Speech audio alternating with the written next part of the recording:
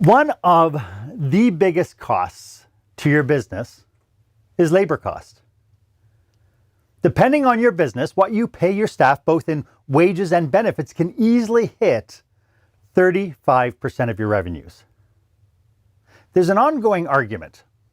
Is the cost of your human resources a business investment, or are they just expenses driving down your profit? And that's what we're going to be talking about today on Marc Haine Live.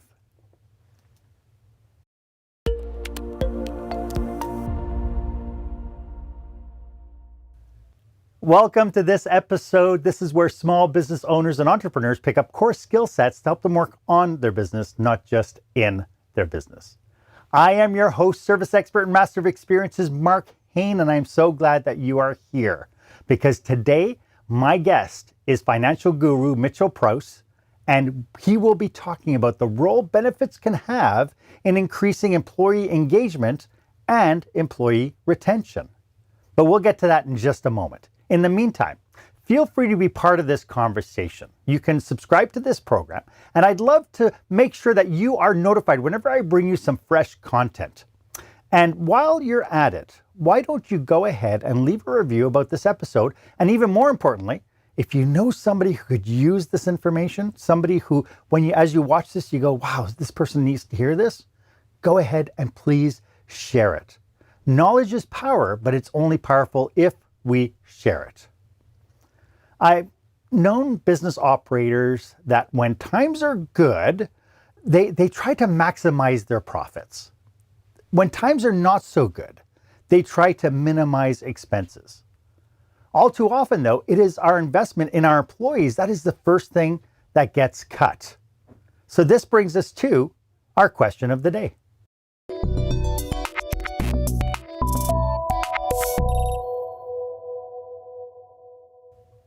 So how important is employee morale, retention, and engagement to you?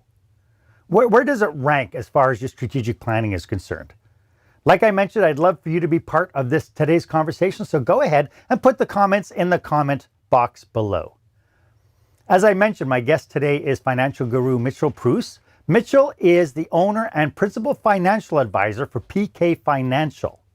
With his business diploma from the Southern Alberta Institute of Technology and a bachelor's of management from Athabasca University, Mitchell specializes in business and personal finances, utilizing complex tax-effective strategies to help owners like you and businesses grow their net worth while driving their bottom lines. Hey, Mitchell, welcome. Thank you so much for being on the show. Hey, Mark, thanks for having me. It's very excited to be here. I know you are. You said that even before. I could see you popping up and getting all excited. We were talking about how we get warmed up for these types of episodes and that sort of thing. So it's always exciting to be able to do this. Yeah, it's awesome. Thank you for having me, Mark. So before we get into today's topic, could you just let everybody know kind of what is it exactly you do with your clients?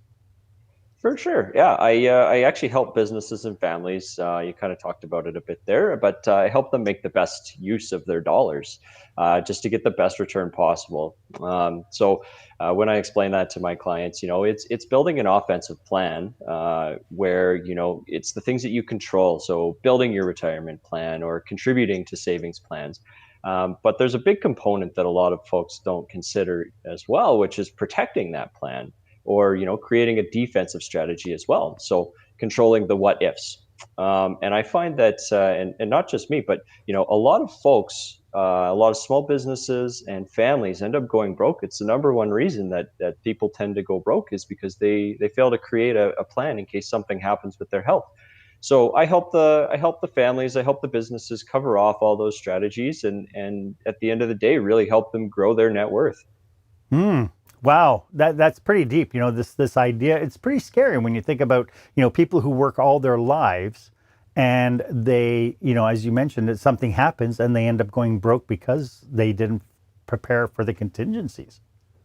Absolutely. And, I don't know about you, but I see GoFundMe pages all the time on Facebook, and it just breaks your heart, right? Somebody has to go seek treatment in another country, or somebody's loved one passed away and they can't afford final expenses. And it's a huge piece to the puzzle, that's for sure.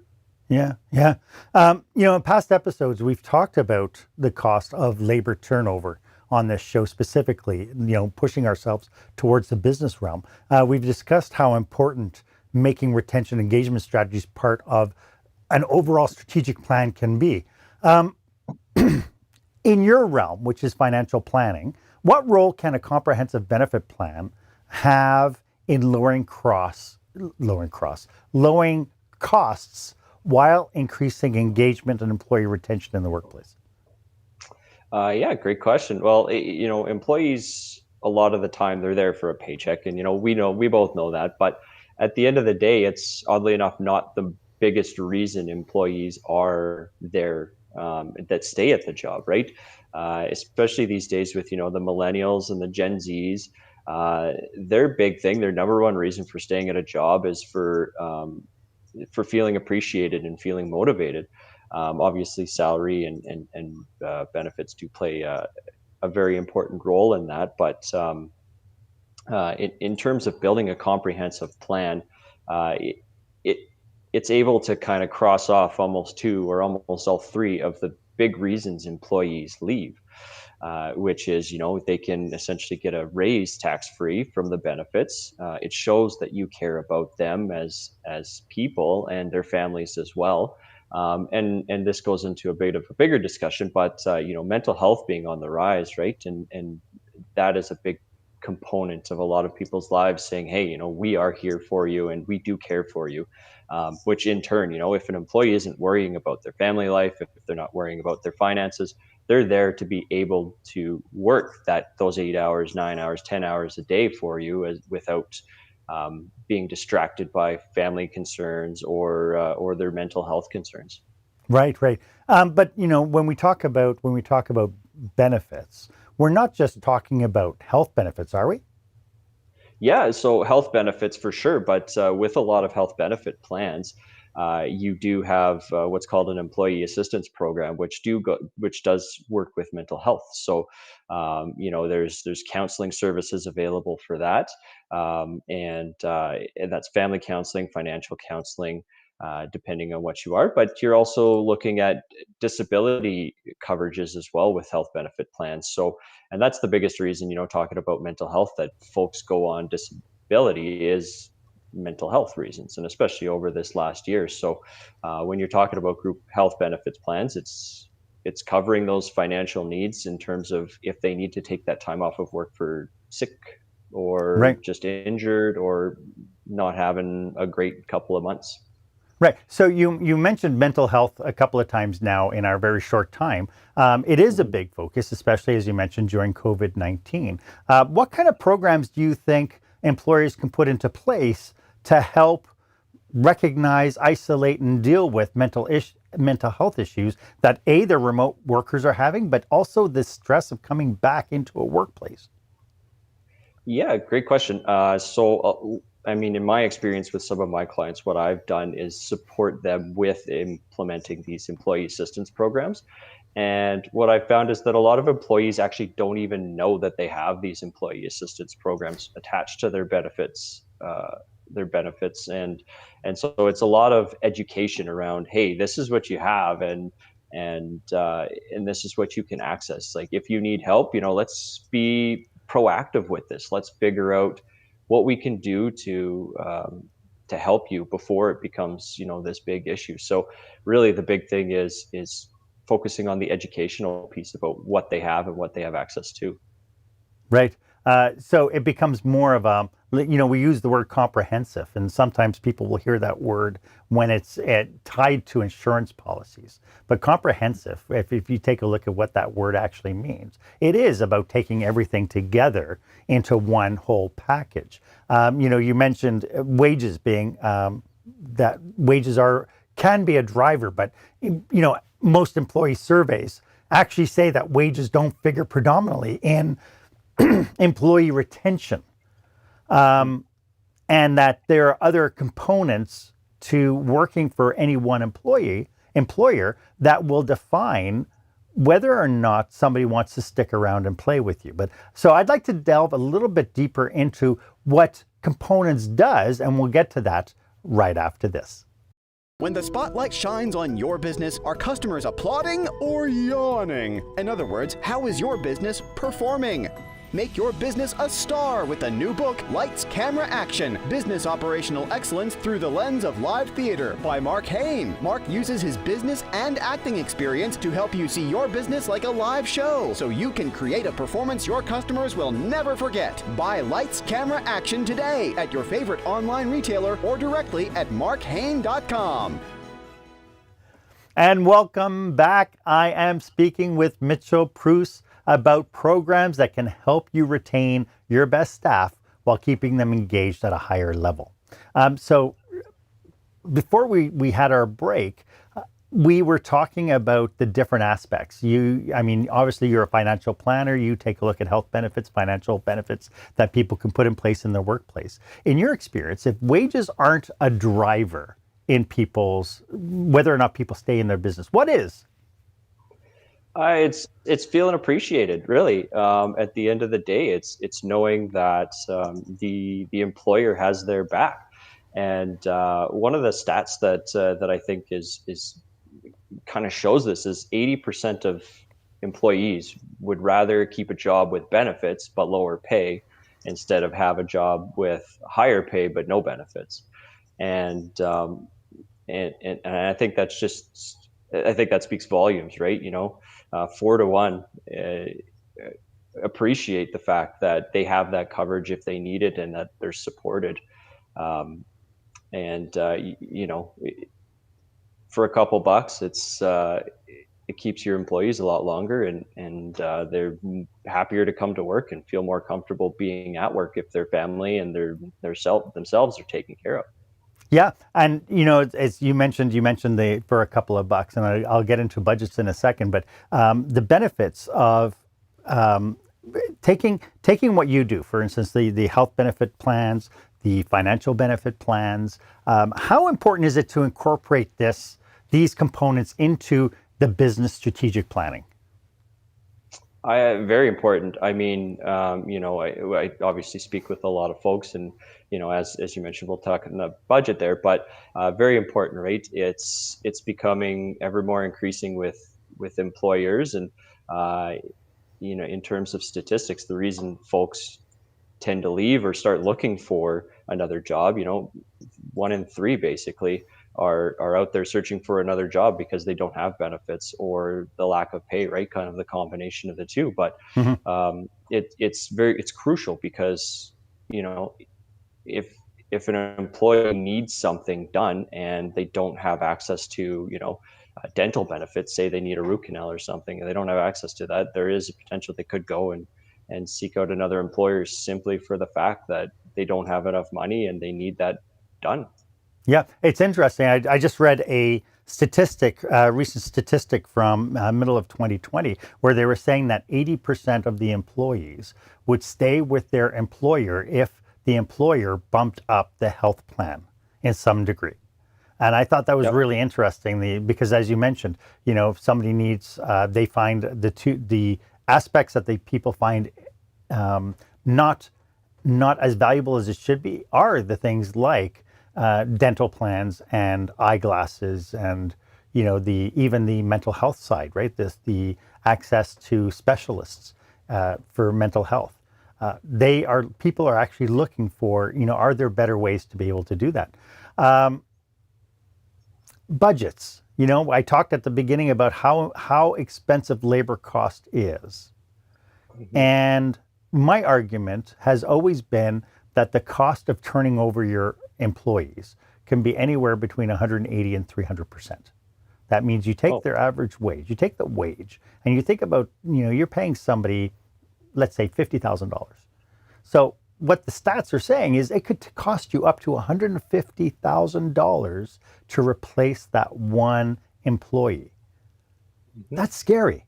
And yet they'll take a look at things like benefits, matching RSP contributions and all that, and all they think is dollar signs, when it's those costs. But to me, I look at them as being an investment into the employees. Obviously, I'm thinking that from your perspective, being a financial planner, you have a similar philosophy. Absolutely. And I mean, you mentioned, the costs alone for turning an employee over are massive, right? And, that goes to the time leading up to that turnover too. And, if employees aren't engaged or not present at their job, and, who knows how long that could go on for. And in a downturn, it's, it's the saying, what if we train the employees and they leave? And it's, well, what if we don't train them and they stay, They kind of stay. thing, right? It's Yeah. something similar to that, is that you've got these employees who aren't fully present. They're giving 50%, and that leads up to those massive costs. Hmm. Hmm. And so, it's so important to invest in your employees, and in terms of the cost versus the cost of a plan for somebody versus turning them over is, you know, Perhaps nominal. pennies on the dollar, right? So, Yeah, yeah, yeah. yeah, yeah. So, When it comes down to putting together programs for employees, should there be a benchmark? Is there a benchmark as far as what percentage of labor costs should go towards financial and health benefits?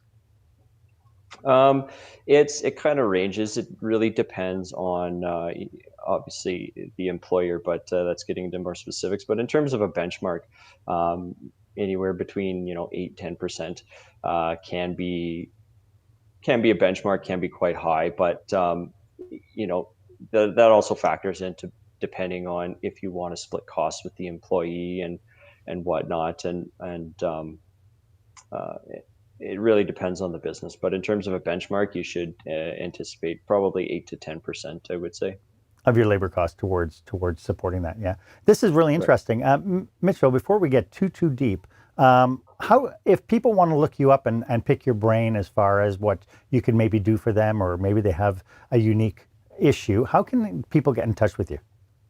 Yeah, you can always give my cell phone a call. I actually love phone calls. So 403-370-3388. But if you're more of a website or email type of person, my website is prusskrauscher.com. So PREUSSKRAUSHAR.com. And all my contact info is on there. But I always love a good phone call. I like to chat. So. Wonderful. I made sure to put that up on the screen for you. Hey, so financial programs can be a really good perk for people. But speaking with one financial advisor, I was told that the employee uptake, and you alluded to it a little bit earlier, employee uptake for these programs can be rather low. What's been your experience with that?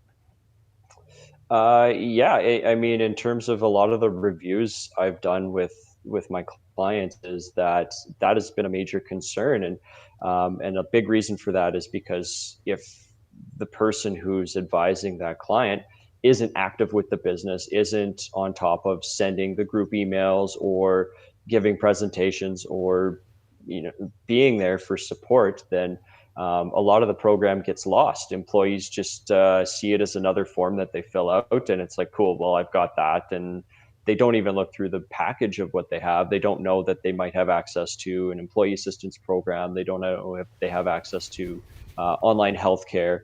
And it really comes down to education and being active in the business. And managers have so many things on their plates that it's difficult to talk to each employee and say, hey, this is what you have for dental, this is what you have for paramedical. So really, an educational piece is the reason that most employees may not participate in those programs. Yeah, we talked one episode. We talked about the onboarding process and how many times when we hire new people, we just give them a whole manual of stuff that they have to sit down and read through. And I have a sneaking suspicion that by the time they get to the benefits section, their eyes glaze over, and they get this benefit package, and they probably don't even know what it is. I've also known that that one particular financial advisor that I alluded to before, he said that they schedule lunch and learns for Mhm. employees to sit down with employees to go through what exactly does it mean when they say there's RSP matching? What is the expectation? A lot of especially younger people, think when you start talking about retirement savings, it's like, oh, you just want to take more money out of my earnings, and I'm never going to see it, and which is not the case. And there's some really great perks to that. Oh, absolutely. Yeah. And especially when you allude to, RSP matching, or some employers do TFSA matching even. And Wow. yeah, that's free money for the employee, right? But if Mhm. they don't know about it, they won't participate in it. So it just brings up to, are there any best practices or strategies for designing and implementing employee benefit programs? Yeah, absolutely. First and foremost is you want to make sure that you have a trusted advisor, somebody that'll talk you through all the different options, someone who does have a bit of experience with it. Um, the big thing, really, though, is it's about your employees. So ask them. Um, when I do reviews, I say, "Hey, what do your employees want?" Right? Because it's great we're having this conversation and we're talking about what you want and what you think is good, but what do your employees want? And it's going back to your employees and saying, hey, we're reviewing the benefits plan, or we're putting one in place. What is important to you? What is important that you see? And then that goes into the participation of it, so they also feel more invested in that plan, and they're more willing to use it and feel more appreciated as well. So making sure that the employees are engaged with building the plan is definitely a huge thing uh, Yeah. for Yeah. employers to do. Like anything, right? If the more you get your employees in on the decision making and the vetting of the process, the more buy-in you're going to get later on. Putting together, I know that one operation that I was working with, we put together a committee, a benefits committee, where we sat down with employees. So we had 8 people sitting around a table talking about packages and so on. And it was funny to see the epiphany that the employees had when they realized actually how much it costs the company to put programs like this together. Like when somebody turns around and says, well, I want my dental to be, $3,000 a year. Well, when you put that around 140 employees at $3,000 a year, it's costly. And I think by communicating that forward, people then are able to weigh the pros and the cons and say, okay, what's reasonable and what is over the top, and then Hmm. be able to then sit down with the owners and say, we understand what this is all about. They can see it from both sides of the fence, as opposed to just a manager and owner sitting down and saying, this is it. That's all you get. Yep, 100%. 100%. Now, Yeah.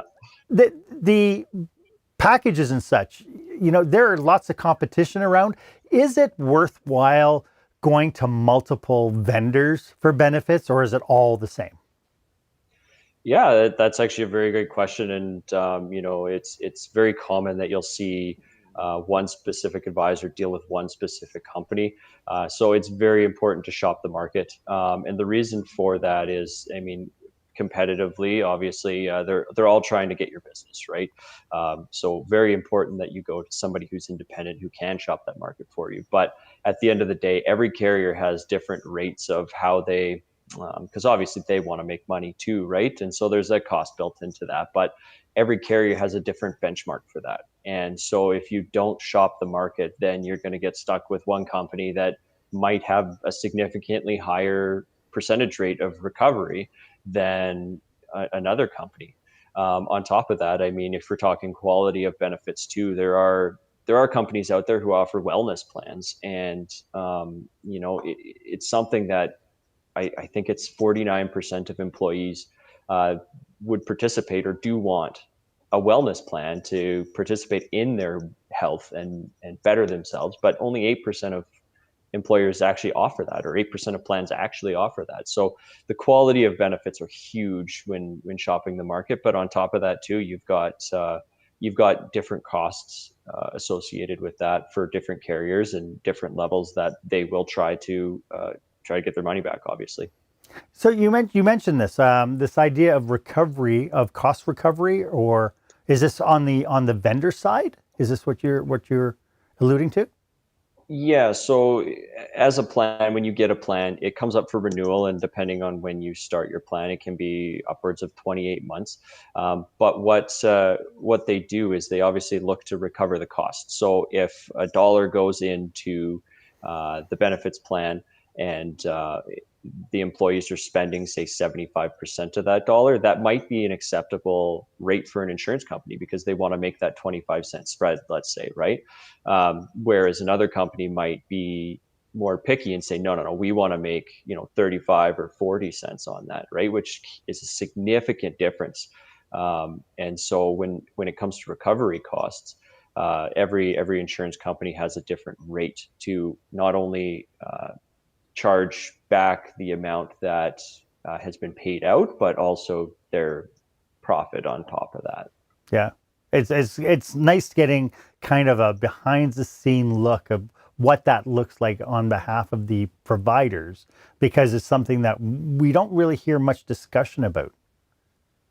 Oh, absolutely, and that's just another reason, honestly, for going with an independent advisor. And it's just any good advisor will break that down for you and show you and be upfront with it, because at the end of the day, it's your business, right? And Hmm.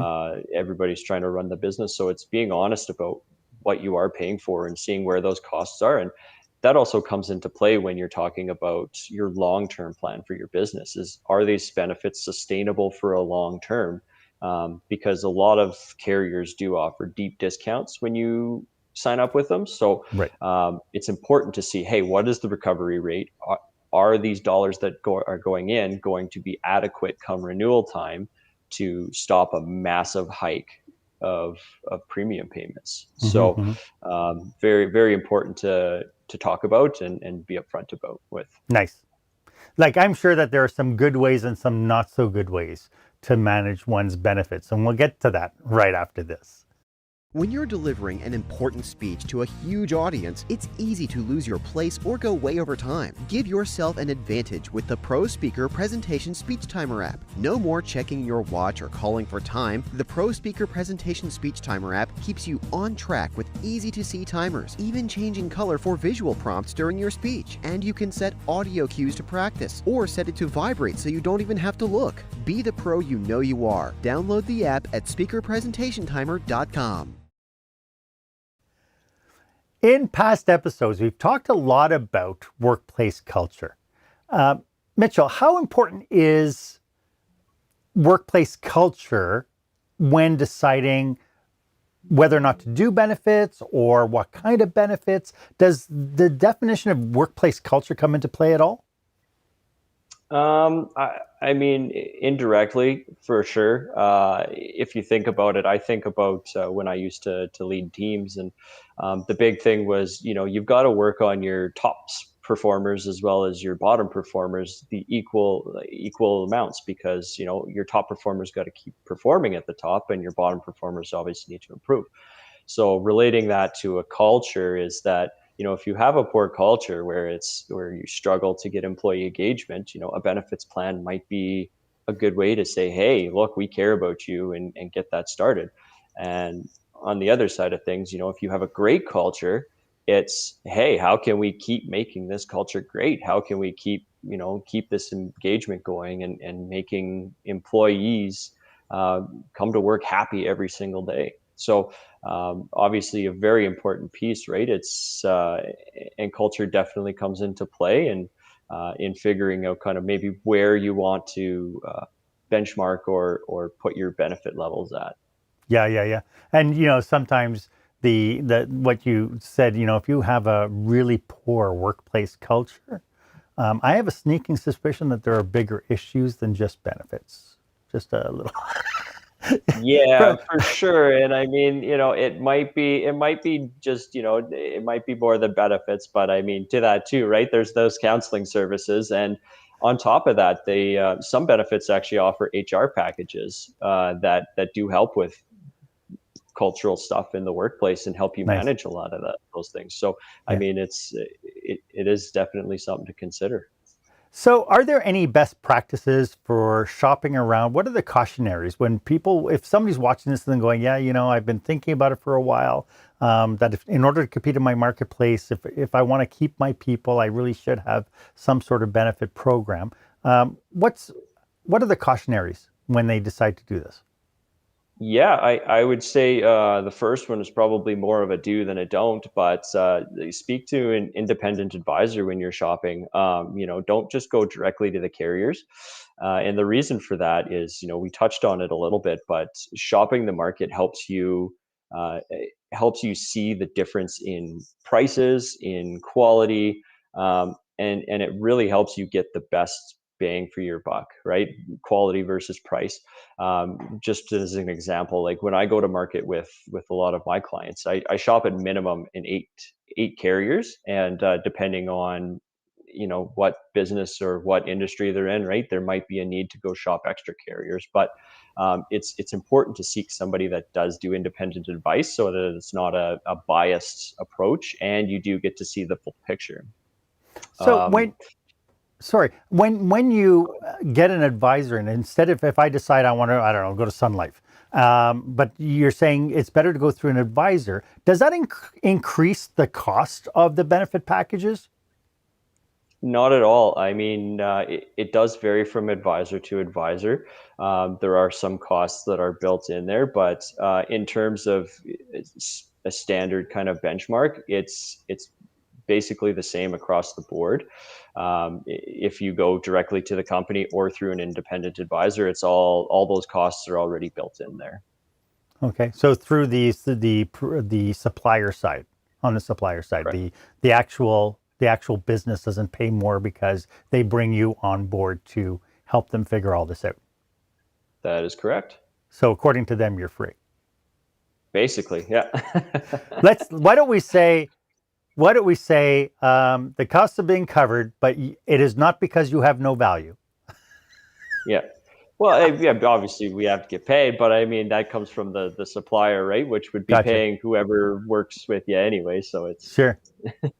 And so they get an advisor. That's one of the cautionaries, is to look out and find somebody to represent you. It's kind of sort of like the way you would get a lawyer to represent you in court, right? You would get absolutely. somebody to represent you to the insurance companies, come up with options, come up with packages, be able to understand your business at the core, because I'm sure this is not a quick conversation, I'm thinking. It no, not really. Well, it can be, but it really depends on what level of time you want to put into the benefits package, right? It's Sure. sometimes it's just as easy as, hey, I want to shop the market and see what a better value is, and sometimes it's, hey, I want to revamp my whole package, and that obviously you'll need a larger conversation for that. That'll take a little bit more time, but it Yeah. depends on what you want to do. It can be as short as a 20-minute conversation and a couple documents to a couple hours, a few hours, and really sitting down and going through everything. So Sure. depends on what you want to do, but I know that there are a lot of leaders out there, a lot of people who might get into this, and all of a sudden it's like, oh, you know what? We'll get a benefit package, and that'll solve all my problems. We have band-aid managers and we have strategic managers. What do you think when you come face to face with maybe a band-aid manager? What are some of the things that you're telling them not to do? don't just blanket the plan. I think the big thing around that one is don't just assume what is needed, and don't just assume that just because the cheaper the cost, that it's going to do something. Because you can get some very, very cheap benefits, but are they going to be used? Is it going to drive engagement, right? So when you're looking at the cost, obviously it's very important for the business to manage that, but at the same time, it's making sure you're getting that value back, right? You want to drive that engagement. You don't want to just get a package just because. We want to drive that engagement. We want to have the employee felt uh, wanted and appreciated, uh, and to feel like they're valued as part of the company. Right. So So don't just go again, right off of a base price. yeah. So again, it goes beyond just a checklist of, oh, okay, I have a business. Okay, let's get a benefit plan. Check. It really has to be a lot more strategic than that. Mitchell, this has been really great information. Do you have any last thoughts about what we've talked about today? Is there anything that we've missed as far as the content of, implementing and thinking about how to reward our employees who come into work every single day? Yeah, I mean, your employees really need you to support them. I think that the only thing that we might have missed is, those who do have a package too. That one of the don'ts, just going back to it there, Mark, is, don't let your benefits renew year after year either, right? Just renewing, because that increase in price and tends to happen year after year if you don't have somebody who's actively managing it for you or invested in your business. So that would definitely be something. But in and your employees change too sometimes, right? So it's Yeah. always good to check in and make sure that it works. But uh, you know, like you say, your employees are your business, and they're an investment, and it's crucial to take care of them and value them. And this is one of the many tools that you can implement to show that appreciation. Yeah, and a lot of people, I think a lot of people just fall into the automatic renewal side because of the time it takes to do it. But when they have somebody like yourself, well, you can do most of the work for them. Then it just sits down. You sit down with them and you go, okay, these are your choices for this coming year. What would you like to do?